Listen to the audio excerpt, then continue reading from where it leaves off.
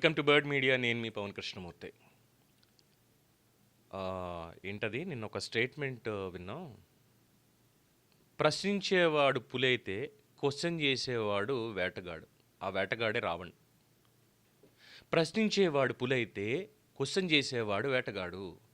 ఈ స్లోగన్ని గుర్తుపెట్టుకుంటారు. అప్పటి నుంచి ఇదే ఒక మంచి స్లోగన్ కావాలి మనకి. ప్రశ్నించేవాడు పులైతే క్వశ్చన్ చేసేవాడు వేటగాడు. ఆ వేటగాడే జోసెఫ్ బత్సలకూరి ఎలియాస్ ప్రశ్న రావణ్. సరే, ఈ ప్రశ్న వాళ్ళు నిన్న చాలా హల్చల్ చేశారనుకోండి. అయితే దీనికి సంబంధించి అప్డేట్, పోలీసులు మళ్ళీ ఇప్పుడు అదుపులోకి తీసుకున్నారు. నిన్న జడా శ్రవణ్ కుమార్, పాపం ఆయన తరఫున వాదిస్తున్నాడు. సరే, అయితే బెయిల్ వచ్చింది. మొత్తానికి బెయిల్ వచ్చిన తర్వాత కాకినాడ జిల్లా సర్పవరం పోలీసులు మళ్ళీ ఆయన్ని ఇంకో కేసులో కూడా అరెస్ట్ చేశారు. ఆ కేసుకు సంబంధించినటువంటి ఎఫ్ఐఆర్ కాపీ ఇదనమాట. దీంట్లో Kakinada Sarpavaram PS under sections 95, 196 of 1, 352, 353 of 2, BNS 67, 67A, IT 8, 2008 ప్రకారం 12/12/2025లో నమోదైంది కేసు ఇది. మరి పాపం అప్పటి నుంచి సార్ ఓకే ఏమనలేనులేండి మిమ్మల్ని, 6 నెలల నుంచి కనీసం అని టచ్ చేయలేకపోయారు అనేదే ఒక మాట వస్తుంది ఇక్కడ.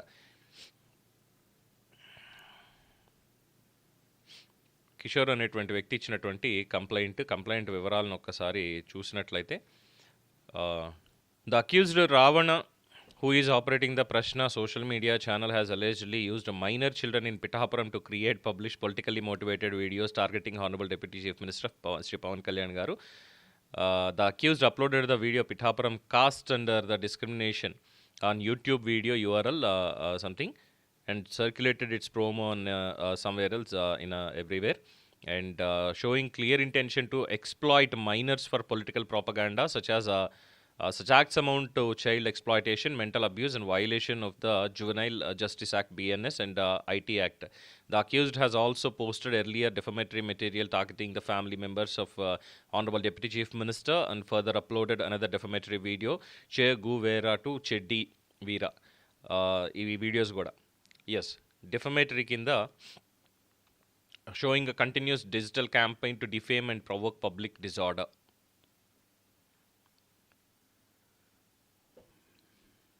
అరెస్ట్ అయింది ఏంట్లో అంటే, పిఠాపురంలో స్కూల్లో ఒక చోట కాస్ట్ డిస్క్రిమినేషన్ అయ్యింది ఇది అని చెప్పని చేసిన తర్వాత పెట్టాడు చూసారా, దాని మీద పెట్టినటువంటి కేసు. సోషల్ మీడియాలో మైనర్లను ఉపయోగించి ఇగో ఈ రకమైనటువంటి చేశాడు అని చెప్పి పెట్టినటువంటి కేసులో ఇప్పుడు వీడిని మళ్ళీ అదుపులోకి తీసుకున్నారు. ఈరోజు సాయంత్రం కోర్టులో హాజరుపరచాలి దీనికి సంబంధించి.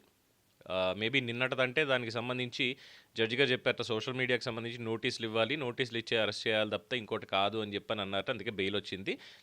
దీంట్లో ఇంకా ముందుగా విచారణ ఇవన్నీ కూడా కొనసాగుతూ ఉంటాయి, క్వాష్ అయితే అవ్వదు.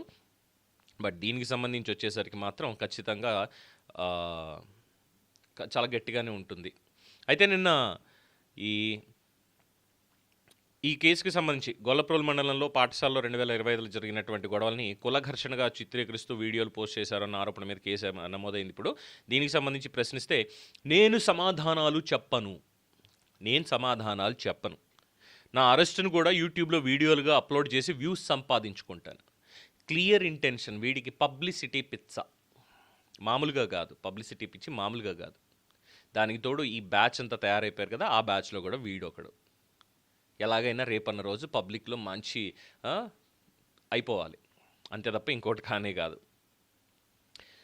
సో దీనికి సంబంధించి అధికారులు వెల్లడించారు. అలాగే విచారణ సమయంలో కాకినాడ ముందుగా పిఠాపురానికి సంబంధించి ఆ కేసులో కూడా విచారణకు ఎక్కడ సహకరించలేదు. అలాగే రెండో కేసులో కూడా విచారణ అధికారులు ఎవరైతే ఉన్నారో వాళ్ళు ప్రశ్నిస్తే కనీసం దీనికి సహకరించలేదు, విచారణకి ఏమాత్రం సహకరించలేదు.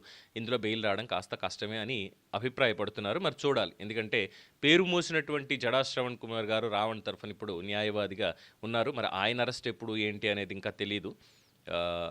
ఈ దళిత క్రైస్తవ నిరసన సభ ఏదైతే ఉందో సమరశంఖారావు, దాంట్లో ఈయన మాట్లాడిన దాని మీద కూడా కేసు నమోదైంది. నమోదైనటువంటి పక్షంలో మరి జడ శ్రవణ్కి సంబంధించి కూడా ఇంకా ఎలా చేయాలి, ఏం చెయ్యాలి అనేటువంటి దాని మీదే మల్లగుల్లాలు పడుతున్నారు అన్నటువంటిది తెలుస్తున్నటువంటి ఒక అంశం. అంతే తప్ప ఇంకొకటైతే ఏం కనిపించట్లేదు. చాలామంది అడుగుతున్నారు ఎందుకు జడ శ్రవణ్ ఇంకా అరెస్ట్ అవ్వలేదు అన్నటువంటి ప్రశ్న కూడా వస్తుంది. కేసు అయితే నమోదైంది నిన్న ఆల్రెడీ దానికి సంబంధించి చూసాం.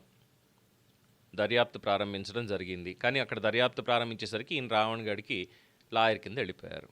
సో ఇక ప్రశ్న టీం పాపం చాలా మల్లగులాలు పడుతోంది. అఫ్కోర్స్ వాళ్ళ దగ్గర ఏదో టెక్నాలజీ ఉన్నట్టుంది, ట్రాకింగ్ టెక్నాలజీ, మొబైల్ ట్రాకర్ ఇవన్నీ కూడా పెట్టుకున్నారట. ఎక్కడున్నాడు ఏంటి అని. అలాగే కాకినాడలో ఉన్న అన్ని పోలీస్ స్టేషన్లకి ముందే వెళ్ళిపోయారట. ఎక్కడున్నాడని చివరికి తేలింది, పిఠాపురంలో తేలింది ఆ స్టోరీ అని చెప్పి కూడా పెట్టేశారు. పాపం లక్షలాది మంది చూసేస్తున్నారు. సరే ఓకే, వాడికి ఏం చేస్తాం, అది పక్కన పెట్టి ఉన్నటువంటిది ఇదనమాట. సో ముందుగా చెప్పుకున్నటువంటి స్లోగన్ ప్రకారం మా వీడి గురించి అరిచి నిజంగా వాడు అరిస్తే వాడికి ఏమొస్తుందో తెలియట్లేదు రాష్ట్రానికి, కానీ వాడి గురించి చెప్పుకోవాల్సి వచ్చింది, దానికి జ్వరం వచ్చింది దెబ్బకి. అలా ఉంది వాడి పరిస్థితి. అంటే వాడు మాట్లాడినా మనకే నొప్పి, వాడి గురించి మాట్లాడినా మనకే నొప్పి అన్నట్టుగా ఉంది. ఇలాంటి వాళ్ళని అసలు సమాజంలో బేసిక్గా పట్టించుకోకర్లేదు. కానీ ఈ సోషల్ మీడియా యుగంలో ఆ రకమైనటువంటి ఒక ఇది వెళ్ళిపోయింది. ఇది మీడియా ట్రైలో ఇంకోటో కానే కాదు, కానీ ఇది సోషల్ మీడియా ఎఫెక్ట్. బేసిక్గా అంత స్పీడ్గా మన కమ్యూనికేషన్ ఉంది కాబట్టి ఆ రకమైనటువంటిది. అందుకే మాట్లాడాల్సి వస్తుంది, ఇలాంటి వాళ్ళ గురించి కూడా మాట్లాడాల్సి వస్తుంది అవసరం లేకపోయినా. ఎందుకంటే ప్రజల్లో ఒక అన్రెస్ట్ క్రియేట్ అవ్వకూడదు.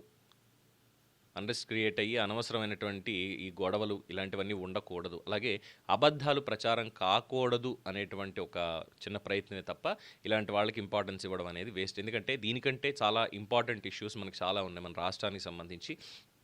అమరావతి కావచ్చు, అభివృద్ధి కావచ్చు, అలాగే అవినీతి కూడా కావచ్చు, ప్రజల సమస్యలు ఇవన్నీ చాలా ఉన్నాయి. ఇక మీద దాదాపుగా ఇలాంటి వాటివి ఒకటో రెండో పెట్టుకొని మిగతావన్నీ మనకి అవసరమైనటువంటివి, మన జీవనానికి అవసరమైనటువంటివి, రాష్ట్ర అభివృద్ధికి సంబంధించినటువంటివి, రెండు తెలుగు రాష్ట్రాల అభ్యున్నతికి సంబంధించినటువంటి విషయాల మీద మనం చర్చించుకుందాం. దాంట్లో మీరు కూడా భాగస్వాములు కావాలని మనస్ఫూర్తిగా కోరుకుంటున్నాను. ఇది ఈ రావణాసురుడి అప్డేట్. దీని మీద మీ అభిప్రాయం తెలియచేయండి. చూస్తూనే ఉండండి ది బర్డ్ మీడియా. ఈ వీడియో మీకు నచ్చినట్లయితే లైక్ చేయండి, షేర్ చేయండి, సబ్స్క్రైబ్ చేయండి. మరిన్ని అప్డేట్ల కోసం మా వాట్సాప్ ఛానల్ను ఫాలో చేయండి.